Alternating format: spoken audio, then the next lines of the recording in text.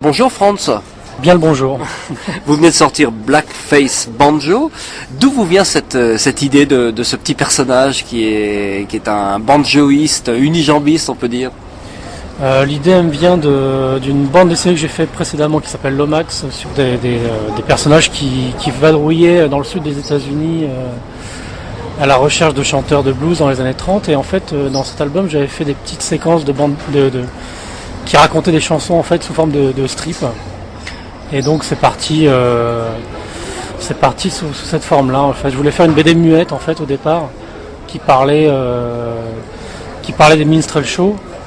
Et donc je me suis contraint au départ de faire une bande dessinée muette. Vous vous êtes documenté de quelle manière pour parler de ces minstrel shows? D'ailleurs, on peut peut-être rappeler de quoi il s'agit en quelques mots? En fait, ce sont des caravanes de comédiens qui vadrouillaient dans le sud des États-Unis, là, enfin, et un peu partout d'ailleurs, qui faisaient des spectacles de rue. Et en fait, ils proposaient des spectacles rudimentaires en se grimaçant, enfin, en se grimant en noir pour imiter les blagues de l'époque, quoi. Des spectacles de blancs, donc qui se moquaient des noirs. C'était des spectacles pour blancs, faits par des blancs pour se moquer des noirs, voilà, c'est ça. D'accord. Et on a des documents là-dessus, on a assez d'informations pour retracer un peu cette histoire. Il y a des documents, moi en fait j'ai assez peu regardé la documentation, mais plutôt la documentation iconographique, parce que de toute façon il n'y a rien eu de filmé, donc je suis parti, en fait moi je me sers d'une imagerie au départ et après je brode mon histoire comme je veux, quoi, en fait. Je raconte ce que je veux sans forcément correspondre à des moments historiques précis, en fait. We will now have the financial report from the mayor himself, Slim Williams.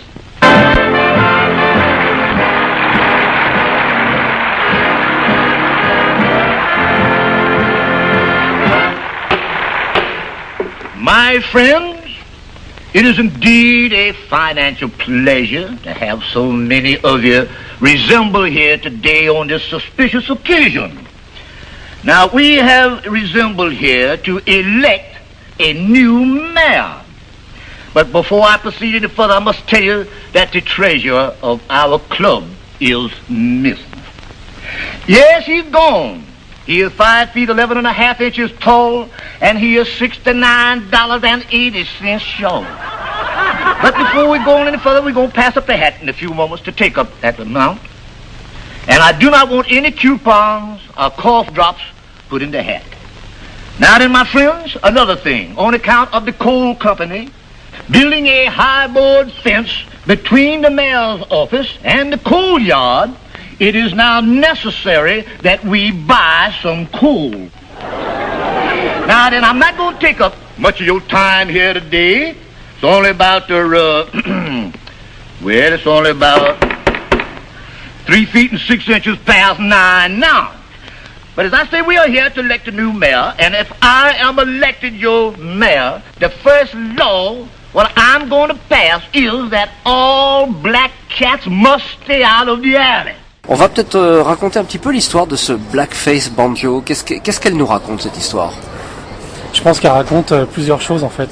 La première chose, c'est qu'est-ce qu'on fait de sa vie et comment on doit la mener, et par quel biais s'y prendre, quoi. Est-ce que jusqu'où on peut aller pour arriver à ses fins, en fait. Et alors le fond, c'est plutôt ça, la forme, c'est la musique, le ragtime, la condition des Noirs à l'époque et tout. Mais ça, c'est vraiment, on pourrait dire, la forme. Ce que ça raconte, c'est plutôt quelque chose de plus universel, en fait, qui propose, oui, qu'est-ce qu'on veut faire de sa vie pour avoir une vie intéressante, en fait. Alors, est-ce qu'on peut retracer la trajectoire de ce petit Blackface Banjo en quelques mots? En fait, c'est un petit vagabond des rues qui mendie et tout d'un coup, il se découvre des talents inouïs pour le banjo. En fait, lui, c'est un petit danseur de rue. Il fait une rencontre avec une caravane de minstrel et dans cette caravane de minstrel, il est embauché. Et il y a un Indien donc qui joue le bon Indien dans le spectacle, mais qui a quand même quelque chose en plus des autres comédiens, C'est-à-dire qu'il a le potentiel de pouvoir découvrir le talent chez les autres, quoi. Et donc il va tomber sur ce petit Black où il sent qu'il y a quelque chose qui va se passer, quoi. Donc la rencontre elle se fait à ce niveau-là en fait. C'est-à-dire que même dans la vie en général, il y a des gens qui vous changent la vie juste sur une rencontre, quoi. Ça, en fait, c'est aussi le sujet de fond de l'album, c'est du jour au lendemain la vie peut basculer vers quelque chose qu'on n'avait pas prévu. Et pour le coup, c'est l'histoire de ce petit personnage qui va se découvrir des talents de banjo grâce à quelqu'un qui va l'amener à ça en fait.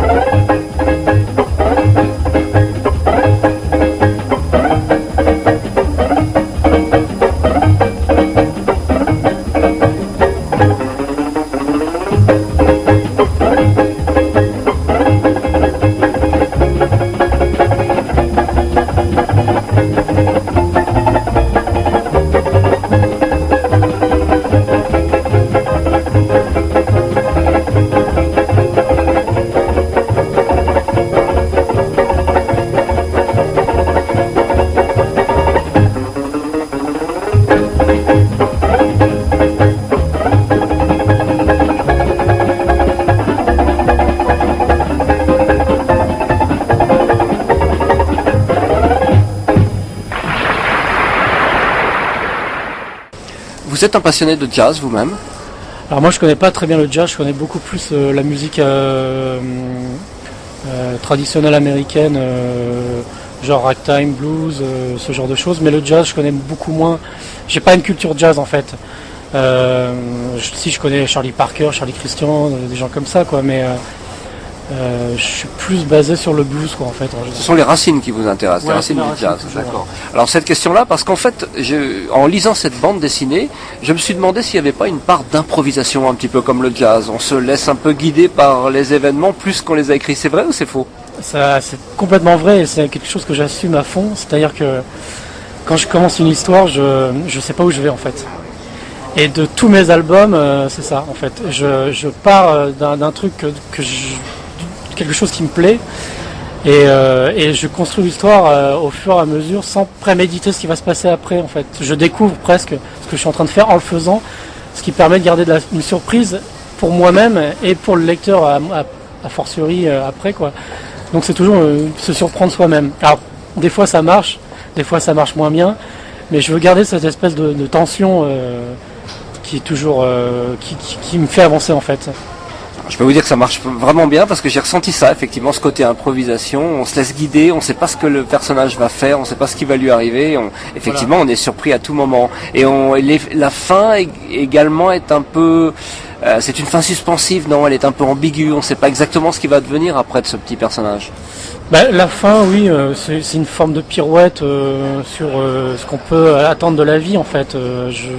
La plupart des gens cherchent la célébrité à tout prix et puis on se rend compte qu'à la fin de toute façon la célébrité c'est un truc c'est rien quoi, c'est pas un aboutissement en soi dans une vie quoi. C'est une fois qu'on a tout, on a rien en fait. Il reste toujours quelque chose d'autre à faire probablement, mais après c'est à soi de le découvrir quoi. Et la fin c'est ça en fait. Le personnage a réussi à avoir tout ce qu'il voulait, mais finalement il n'est pas heureux de ça quoi. C'est un peu l'histoire de musiciens de blues, de musiciens de jazz qui ont finalement acquis la notoriété en quelques années, ont grillé leurs ailes à la lumière des néons et des strass de la scène et se sont retrouvés morts dans une misère effroyable. C'est un peu cette histoire-là qui était qu'on peut lire en filigrane de cet album. Oui, c'est ça en fait. Ce qui est intéressant en fait chez ces musiciens-là, c'est que l'important c'est le moment présent, quoi. Et quand ils improvisent leur musique, ils cherchent à vivre le moment présent intensément. Et c'est ce que tout le monde cherche sans le savoir dans la vie, parce que tout le monde attend quelque chose tout le temps qui n'arrive pas. Ce qu'il faut comprendre, c'est que il faut rien attendre, il faut le faire tout de suite, quoi. Il faut être tout de suite dans le moment, quoi. Voilà, c'est ce que ça raconte en fait. Est-ce que vous écoutez de la musique en dessinant? Ah oui, beaucoup. J'écoute beaucoup de choses d'ailleurs, du rock, du blues. Ça me permet, effectivement, de rythmer aussi ma façon de dessiner. C'est-à-dire que là, en plus, c'est un album qui est très basé sur un rythme rapide, genre ragtime. Et la musique permet de donner un rythme à ce qu'on dessine et d'enchaîner les scènes facilement, en fait. Plus facilement qu'en écoutant simplement la radio ou des conversations ou en restant dans le silence. La musique permet de garder un rythme, en fait. Par exemple, quels auteurs, quels musiciens? Oh là, alors il y en a beaucoup, des exemples comme un favori, quoi, un ou deux favoris qui reviennent assez souvent sur la platine. De compilations de ragtime que j'écoute, mais voilà, après les noms, c'est des gens pas forcément connus, quoi. J'ai pas de nom en tête, en fait.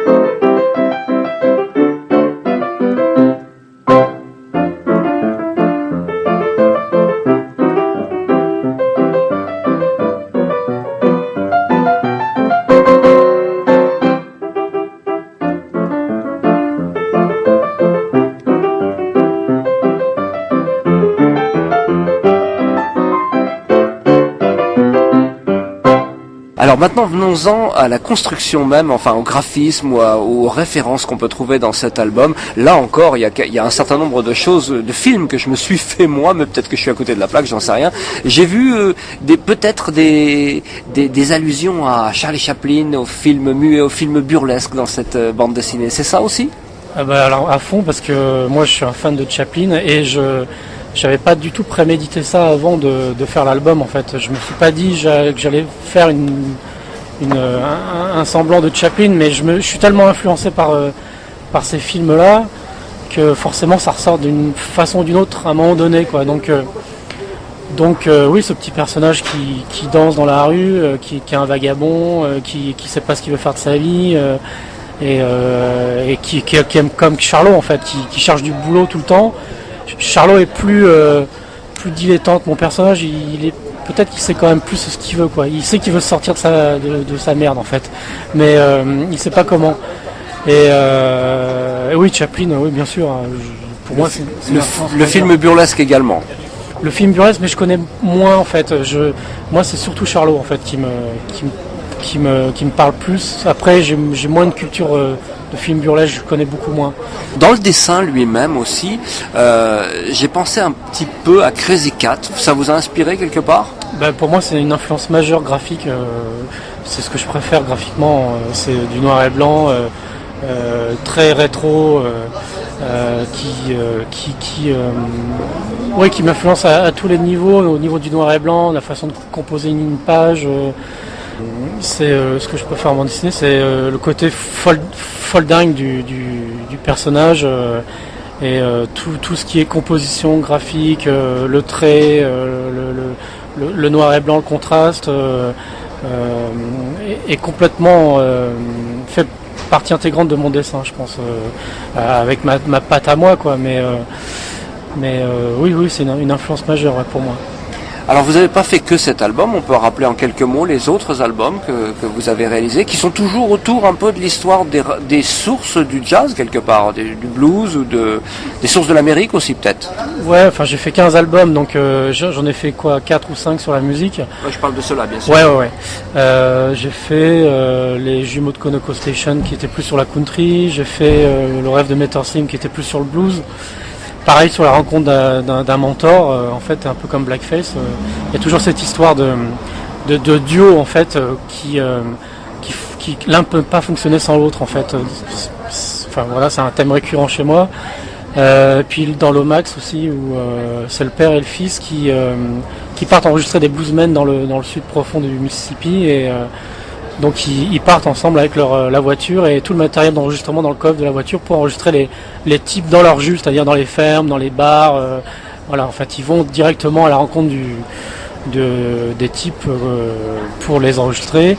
Et donc il y a toujours ce rapport entre un couple, le couple père-fils, aussi dans cet album, quoi. Qu'est-ce qui vous attire dans cette période-là ? Les artistes qui doivent se sortir du milieu dans lequel ils vivent, ils doivent s'en sortir par leurs propres moyens. C'est-à-dire que là, en l'occurrence, c'est des musiciens, ils doivent jouer soit du piano, soit d'un instrument, et ils ont que leur propre potentiel, leur propre talent pour se sortir de leurs conditions. Et de là naît quelque chose de merveilleux en fait. C'est-à-dire ils arrivent à créer des chansons, des musiques et des paroles qui parlent aux gens, quoi, et qui touchent les gens. Et je pense que moi je fais partie de ces gens-là, quoi, de ce public-là. C'est la période en fait permet de raconter par la musique des choses intéressantes et fortes, quoi. Et ce qui est typique des musiciens de jazz et de blues, c'est-à-dire que c'est des gens qui doivent vivre le moment présent où la seule façon de sortir d'une condition difficile, c'est de faire de l'art avec tout ça, quoi. C'est l'histoire de l'abolition de l'esclavage et des premiers musiciens noirs qui, n'ayant pas grand-chose d'autre que leur banjo, plus souvent fabriqué à la main d'ailleurs, évidemment, ont trouvé ce moyen-là pour survivre. Ouais, c'est ça en fait. La seule façon de s'en sortir, c'était de compter que sur soi-même, quoi. On prend un instrument, on invente ses chansons, son style, et puis vaille que vaille, quoi. Il faut improviser sa vie à ce moment-là, quoi. C'est-à-dire, pour eux, c'est aussi le moment présent qui compte, quoi. On va rappeler le nom de l'album et l'éditeur. Ça s'appelle Blackface Banjo, c'est chez Sarbacane, et puis voilà. Merci beaucoup, Franz. Merci beaucoup. Oh, Black Betty, bam-ba-lam, oh, Black Betty, bam-ba-lam, Black Betty, bam-ba-lam, Black Betty, bam-ba-lam, jump steady, Black Betty, bam-ba-lam, jump steady, Black Betty, bam-ba-lam, oh, Black Betty, bam-ba-lam, oh, Black Betty, bam-ba-lam, looky on the Black Betty, bam-ba-lam, looky on the Black Betty, bam-ba-lam, turn around, Black Betty, bam-ba-lam, jump down, Black Betty, bam-ba-lam, oh, Black Betty, Bam lamb, oh Black Betty, bam lamb, Black Betty had a baby, bam lamb, Black Betty had a baby, bam lamb, little thing went crazy, bam lamb, little thing went crazy, bam lamb, oh Black Betty, bam lamb, oh Black Betty, bam lamb, jump steady Black Betty, bam lamb, jump steady Black Betty, bam lamb, look at yonder Black Betty, bam lamb, look at yonder Black Betty, bam lamb, oh Black Betty,